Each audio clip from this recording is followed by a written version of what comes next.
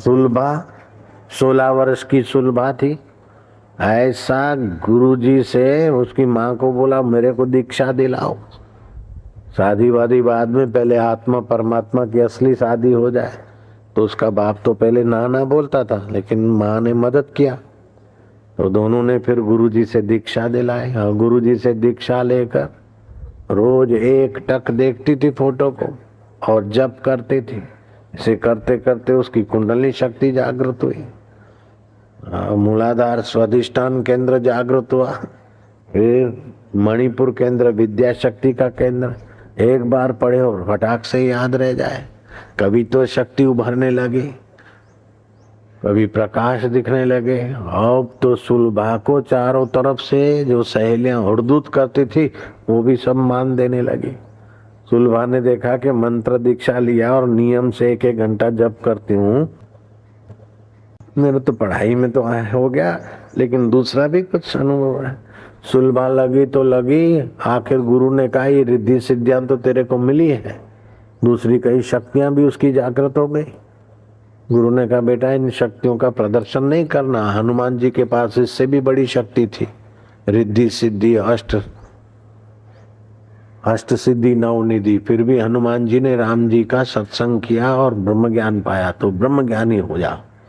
फिर वो गुरु के तत्व ज्ञान सुनकर ब्रह्म ज्ञानी हो गई। 18 साल की उम्र में तो उसने योग की शक्तियां भी पा ली और ब्रह्म ज्ञान भी पा लिया। राजा जनक के दरबार में चले गए। जनक उसका प्रभाव देखकर दंग रह गए।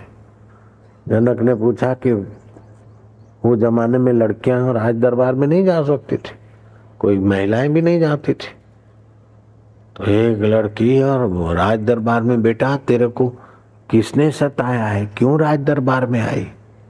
बोले मेरे को किसी ने सताया नहीं। तो तुझे क्या चाहिए, क्या क्या भूख है तेरी, क्या तकलीफ है? बोले मेरे को कोई तकलीफ नहीं है। तो तू राज दरबार में एकाएक लड़की आई, क्या चाहती है? बोले मुझे कोई भूख नहीं, कोई तकलीफ नहीं, राजा मैं तुम्हारी परीक्षा लेने आई हूं। राजा जनक वो जमाने में नेता नहीं कि 5 साल में राज चला जाएगा, एक छत्र सम्राट। जनक सुनता है कि ये मेरे राज्य की लड़की और मेरे को खुला बोलती है कि मैं आपकी परीक्षा लेने आई हूं। जनक धर्मात्मा राजा थे, अंदर अंदर खुश हुए कि ऐसे नागरिक होने चाहिए।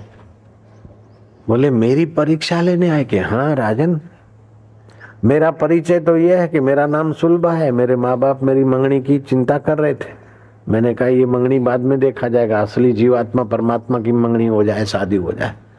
तो मेरे को दीक्षा दिलाया और मैं रोज 10 प्राणायाम सुबह करती हूँ। भोजन के पहले दोपहर को भी 10 प्राणायाम करती हूँ और जप करती हूँ नियम से। तो मेरी वो कुंडली शक्ति जागृत हुई, विद्या का केंद्र जागृत हुआ। अब मैं पढ़ने में उत्साहित हो गई और मैं क्लास में तो क्या पूरे स्कूल में लोगों की बड़ी एक आदर्श कन्या की नजर से देखी जाती थी। फिर भी मेरे गुरु ने कहा कि इतना नहीं, आगे बढ़ना है। तो मैंने तो 1.5 साल फिर साधना की और वेदांत का विचार किया, तब मुझे आत्मा परमात्मा का साक्षात्कार हुआ। लेकिन आपके विषय में हमने सुना है कि आपने घोड़े के रकाब में पैर डालते डालते परमात्मा का साक्षात्कार किया, तो ये ऐसा आसान कैसे आपको हुआ? अगर आपको परमात्मा का साक्षात्कार हो गया तो फिर आपको ये राजगद्दी पे राजाधिराज अन्नदाता महाराज जनका रहे है, चंवर डुलाने वाली इन दासियों की क्या जरूरत थी? जनक ने कहा तुम ठीक कहती हो सुलभा, लेकिन ऐसा है कि अगले जन्म में मैं और मेरा गुरु भाई गुरु के आश्रम में साधना करते थे।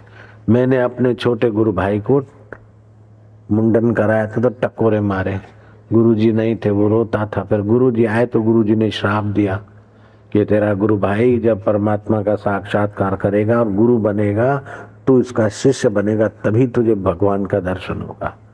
तो अगले जन्म में हमने साधना की थी थोड़ी, तो उस साधना के फल स्वरूप हम यहाँ राजा जनक बने और हमारे गुरुजी हमारे जो छोटे गुरु भाई थे वो अष्टावक्र मुनि बने 12 साल के। तो मेरे को तो अगले जन्म की साधना की भूख थी, इसलिए ईश्वर को पाना एक तीव्रता थी। तो बड़े बड़े पंडित मेरे को ईश्वर का दर्शन नहीं करा सके। घोड़े के पैंगड़े में पैर डालते डालते अगले जन्म के मेरे गुरु भाई गुरु बने और मेरे को साक्षात्कार कराया। जैसे लाइट फिटिंग हो जाती है तो केवल स्विच ऑन करना होता है या फ्यूज मिलाना होता है, ऐसे अगली मेरी साधना थी और मेरे समर्थ गुरु थे, तो बस स्विच ऑन करने जितने में हमारा काम हो गया। और राजगद्दी पे मैंने नहीं राजगद्दी का मजा लेता हूँ, लेकिन अच्छे आदमी अगर राज सत्ता पे नहीं होंगे तो बदमाश लोगों का शोषण करेंगे। इसलिए अच्छे आदमियों को ये राज सत्ता में जरा भाग लेना चाहिए।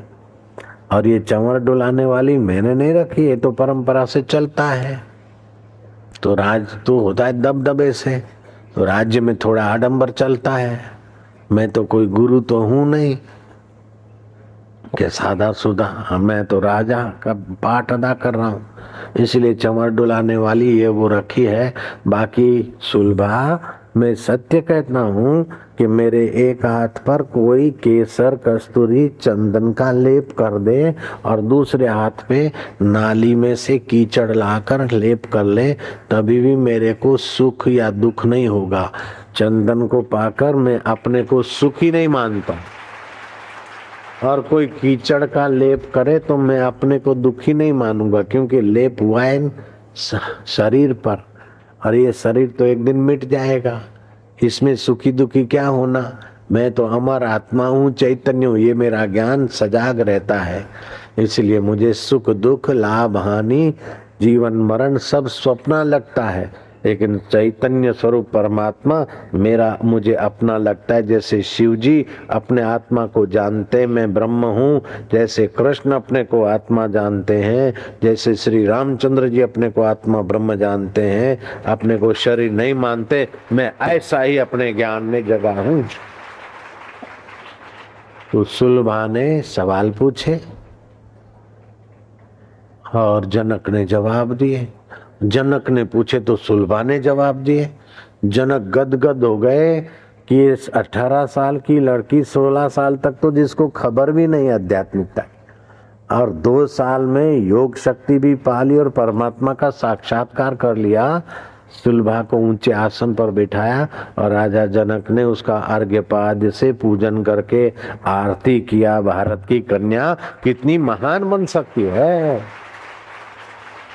एकदम बॉय कट किया, पप पाउडर लगाया, लाली लिपस्टिक लगाए, रॉक एंड रोल कर रहे, डिस्को कर रहे, पॉप संगीत में जीवन शक्ति का ह्रास होता है, उधर क्लब में जा रहे, बोले हम सुधरे हुए खाक सुधरे बिगड़े हुए हैं। इसको सुधरा हुआ बोलते, दारू पीना सुधरना है। स्मोक करती है, बॉयकट करती है, क्लब में नाचती है, ये क्या भारत की नारी का शान है कि अपमान है? वहां तो वो परदेश में तो भोग्या स्त्री को मिसिस बोलते, और वहां तो शादी भोग के लिए करते, और यहाँ शादी धर्म में आगे बढ़ने के लिए करते। इसलिए यहाँ की नारी को पति बोलता है मेरी धर्म पत्नी है, और पत्नी बोलती है मेरे पति देव हैं। तो पति में छुपे हुए देवत्व को और पत्नी में छुपे हुए धर्मत्व को उभारने के लिए शादी होती है। और वहां तो बस प्यार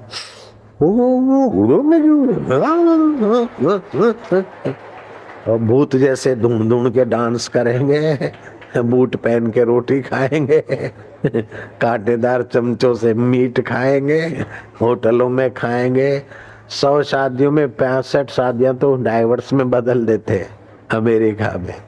अभी नारी को बेचारी को लाली लिपस्टिक लगाकर सिगरेट की आदत डालकर पफ पाउडर लाली लिपस्टिक करके भोग की पुतली बनाकर बॉयकट करके क्लबों में नचाते, बोलते नारी को स्वतंत्रता देते। नारी के साथ विश्वासघात हो रहा है, नारी के साथ धोखा हो रहा है, नारी को भोग्या बनाया जा रहा है। योगिनी बनाओ तो नारी के साथ न्याय है, भोगिनी बनाए तो न्याय का अन्याय है। जयराम जी बोलना पड़ेगा। और परदेश में तो ऐसा करते, अपनी औरत को ले जाते क्लब में, फिर मांस खाते, चिकन खाते, दारू पीते, फिर नाचते नंगे। बेशरम लोग नाचते, फिर क्या करते, नाचते नाचते अपनी चाबी रख लेते, सबकी चाबियां इकट्ठी होती, फिर जिसके हाथ में जिसकी चाबी उसके हाथ में उसकी औरत। क्या ये औरत का बहुमान है? वैश्याओं का काम करवाना अपनी पत्नी से, धिक्कार है ऐसे मनोरंजन को, धिक्कार ऐसे पाप रंजन को। अब वो गंदगी अपने भारत में भी घुस रही है, इसलिए सावधान। बॉयकट करे, क्लब में ले चले, नाच मेरे साथ। बेशर्मी होकर हम नहीं नाच। कई माइयां तो बेचारी को पता नहीं होता ना, यूं लाली लगाते। लाली काय की बनती? पशुओं का खून, पक्षियों का खून, उनकी आहें, केमिकल। थोड़े दिन तो होठ लाल लगते, लाल लगते, बाद में केमिकल के कारण चमड़ी सूखी हो जाती, बेकार हो जाती। कुछ क्रीम लगाते, बंदरों की चर्बी। छी, 4,30,000 बंदर इंदिरा सरकार ने परदेश में भेजे थे। उन्हीं कंपनियों ने खरीदा जो ब्यूटी पार्लर का सामान बनाती है। ब्यूटी पार्लर सत्यानाश कर दिया। इतने रुपए खर्चो एक दिन में, और फिर दूसरे दिन तो ऐसे भूत के भूत। थोड़े दिन तो मेकअप करे, अच्छी लगे लेडी की ये सब मेकअप, फिर 2-4 साल मेकअप करके जिए, फिर मेकअप नहीं करे तो डरावनी खतरनाक बंदरी जैसा चेहरा हो जाता है केमिकल के कारण। जिनमें बिल्लियों की चर्बी पड़े, बंदरों की चर्बी, ऐसी क्रीम लगाते हो, टीवी में दिखाते, वो तो ढोंग करके दिखाती और आपके पैसे लूटे जाते। जयराम जी की मीरा ने कहाँ लगाई थी लाली, शबरी ने कहाँ कहा किया था बॉयकट। छी, बॉयकट हिंदुस्तान की लड़की को ये नहीं करना चाहिए। अब बहाल बढ़ाएंगी, जिसने बॉयकट कर रखा है गलती से, अब तो मीरा कट होएगी। जयराम जी, अब तो शबरी कट होगी। जयराम जी की पाश्चात्य कट नो। जयराम जी बोलना पड़ेगा।